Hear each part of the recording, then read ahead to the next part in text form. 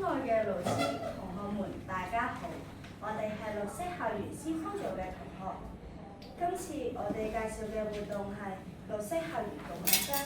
呢次活動只係促進資源嘅循環利用，並傳遞同學們之間嘅溫暖與愛心。希望通過呢次嘅分享，可以讓更多嘅同學了解並參與。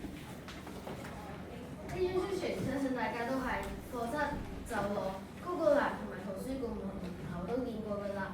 讓我哋介紹呢次嘅活動啦。呢次活動嘅全稱係綠色校園共享箱，由我哋綠色校園先鋒隊主辦。佢活動日期就係4月15號至29號，晏晝1點至1點半，為期2個星期。共享箱放嘅位置就係135樓嘅走廊。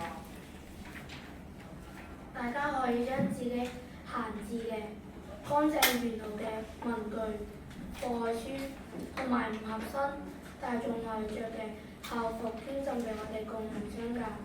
呢啲物品會喺度等待佢哋新嘅主人，繼續發揮佢哋嘅價值。我哋希望見到同學們踴躍參與，讓共享箱真正運作起來，讓閒置物品揾到新主人，讓綠色環保理念在校園中傳遞。如果你啱啱好需要呢啲物品，都可以免費領用。領用嘅時候，只需要揾我哋綠色校園共享箱嘅先鋒組簡單登記就可以啦。唔單咁樣，如果你用完之後唔再需要，可以把物品回捐返共享箱，讓愛心繼續喺校園裏面流轉。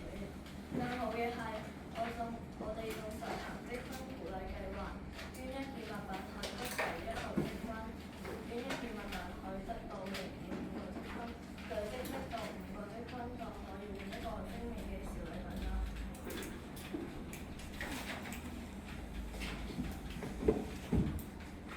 閒置物品天災為寶，愛心在校園流轉。我哋真誠地希望同學們可以積極起嚟，珍惜資源，分享愛心。